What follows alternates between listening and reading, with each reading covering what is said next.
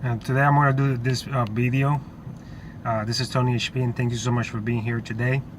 I wanted to do this update in regards of the aftermath after Hurricane Maria.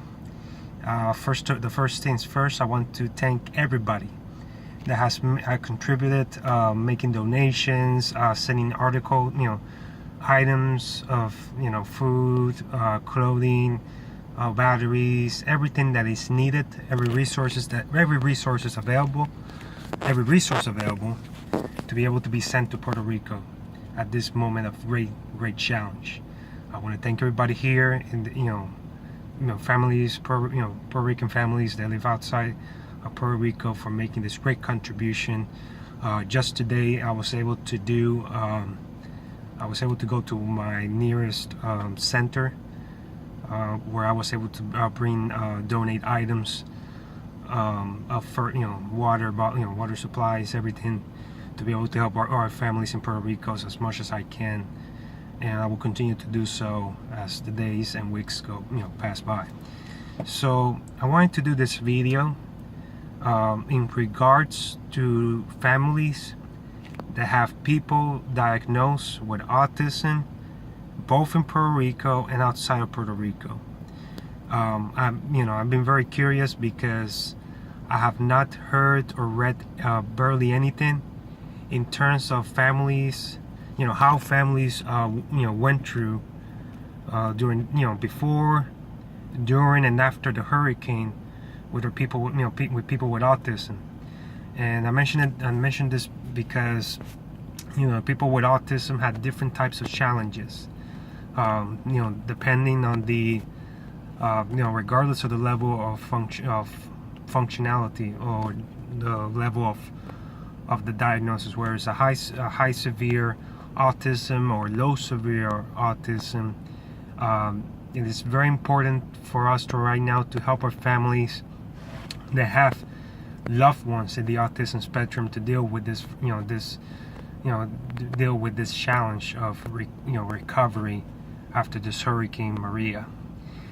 People with autism, it's very important for them to be able to help our people with autism understand, be able to help them deal with the situation in the most effective and efficient way.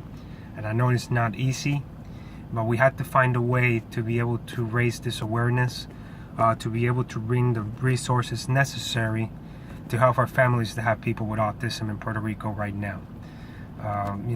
Some people with autism may not, for an example may be that a person with autism may not fully understand and comprehend what is really going on out there in its environment right now. And it's very important to protect our children, protect our adults in the autism spectrum, and making sure that they're safe, making sure that they're, that we provide that support to them in any way, shape, or form. So I'm sending this video to raise this awareness, to help our families that are in need right now, sending resources, every resource available, to be able to help our families that have loved ones with autism in Puerto Rico. The autistic population in Puerto Rico is very significant. And they need a lot of help right now. Not only with I'm not talking about not only food, water, batteries, power generators. Not only that, I'm talking about more other resources for to be able to help with their children, to help with to be able to help with their children with autism, especially helping their adult children with autism. If we're able to start be able to raise this awareness, so that way we can bring as much resources as possible to our families that have people with autism. And even if you have even help those families that have loved ones with autism in Puerto Rico but they don't live with them, I want to be able to find a way in which we can help them one way, in some capacity, to help them some way. So I'm doing this video to to be able to know if of any family that is in Puerto Rico right now that have a loved one with autism, how they're are they safe, want to make sto that they they they got through the storm, and what are they doing right now, what they I want to know what families need out there right now for their children, their adult children with autism.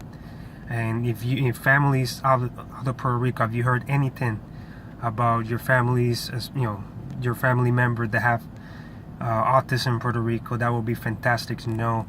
Feel free to write down a comment below, because I haven't heard anything in the news, or I haven't heard anything so far in terms of families that have autism in Puerto Rico and what they're going through right now, dealing with the significant challenges in the aftermath of the hurricane.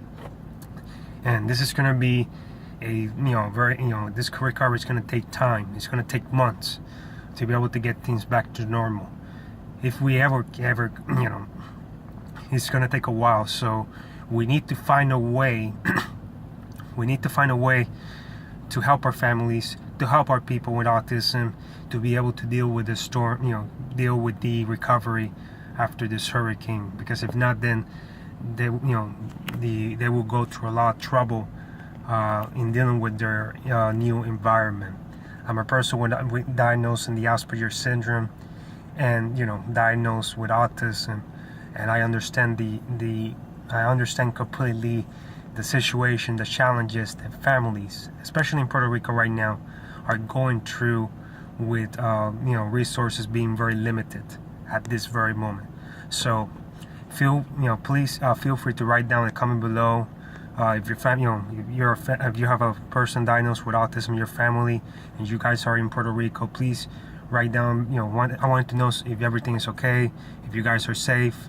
What challenges right now are you facing with your child, with your adult child with autism in Puerto Rico right now? Or if you don't live with your family member that have autism in Puerto Rico, if you can let us know if you heard anything about them in Puerto Rico, if you have any contact with them in Puerto Rico. I want to start, be able to do something to be able to help our families with autism in Puerto Rico right now, dealing with the aftermath of Hurricane Maria.